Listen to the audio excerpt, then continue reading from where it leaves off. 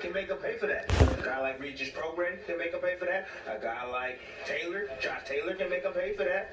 You know, so listen, and he got some big shoes to fill if he gonna take any of those guys on. I mean, what was the deal with those wacky left-hand uppercut leads? Like, who was that going to work against? Dre, what does this version of Teofimo Lopez look like against the very top 140 pounders? Because right now he earned the right with this win, controversial win with the whites. What would he look like against guys like Josh Taylor? Josh Taylor looks the part that he's looked like. Regis Prograis, Jose Ramirez, that level of guy. He'll have better success against Ramirez because Ramirez gets hit. Yes, he does. And if Ramirez can deal with those big shots, the explosiveness, and keep pressing forward, then that's going to be a problem for Teo. But 140 is different. You know, at home you may say it's only 5 pounds, but it's a huge difference because those 40 pounders are walking around at 160, 155, and the mystique is gone. As courageous as fighters are, there's a mystique sometimes that a guy will be up a couple rounds just off of reputation, just off of the last knockout they saw you get. He's had several performances back-to-back now where people say, well, man, maybe he's not as good as we thought they were, as we thought he was. So now they're emboldened, and they're going to be tougher to beat. Dre, he's saying it too.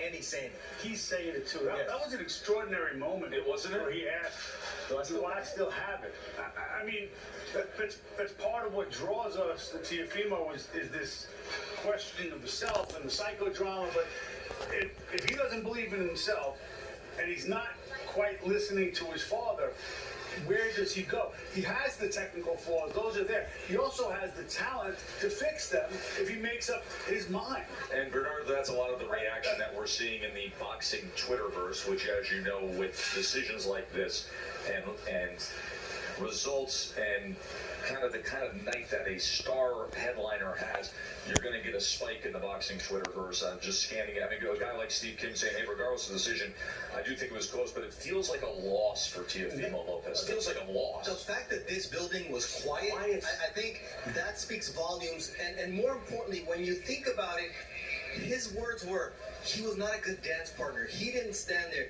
We knew that. We knew that coming in. And that was, Dre, you said it. It is a trap fight for the same reason, because Sandor Martin didn't have to win it outright.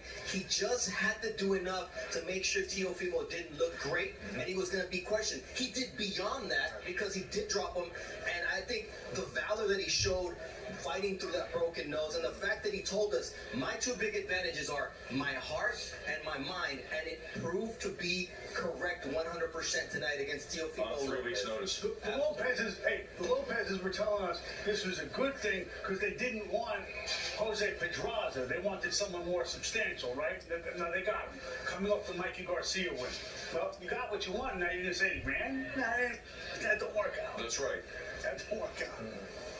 I mean, I really hate when people say, oh, you know, this guy was running. I mean, we hear it way too often. Someone was running. You know, you got outboxed. You got outboxed by a guy who knows what he's doing, a capable guy, a confident fighter who just beat Mikey Garcia. And I don't know, I just feel sick. Why is it that every single time we have these close fights that we have one incredibly crazy scorecard? 97, 92? Come on. But Lopez, sorry, Tim, go ahead. No, and then we put the onus on the one that was actually boxing and using the sweet science, and we don't put any kind of onus on the one that actually should have been cutting off the ring, you know, going down to the body and cutting this guy off and hitting him inside the ropes. You guys mentioned it real quick, Dre. 2 things. The jab. I heard you say he's not using the jab, and that was going to be one of the keys to the fight. No body work. And once Sandor Martin's father told him, do not let him corral you on those ropes, you saw a completely different fight. And it wasn't running because there was punches coming back, and that's the big difference. We've seen runners. We've seen guys run.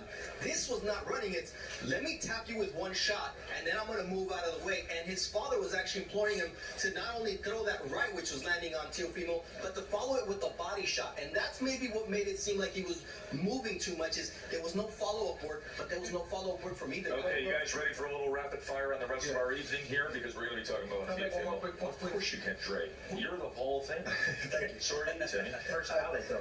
We can't put the complete burden on Lopez. We got to look at his father too. He's the head chief trainer. And the things that we've seen from Teo, this didn't just show up these bad habits, right? Like we can't just say, oh, he's not listening to his father.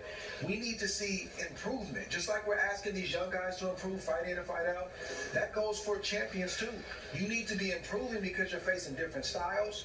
Some guys are not impressed with who you are. They're going to push you and stretch you in a different kind of way. So this is a team thing, and Teo has to shoulder this, but also his father. I don't know what changes need to be made, but you're not seeing the improvement. We get caught up with the knockout, and I say this all the time, that knockouts and winning covers a multitude of sins.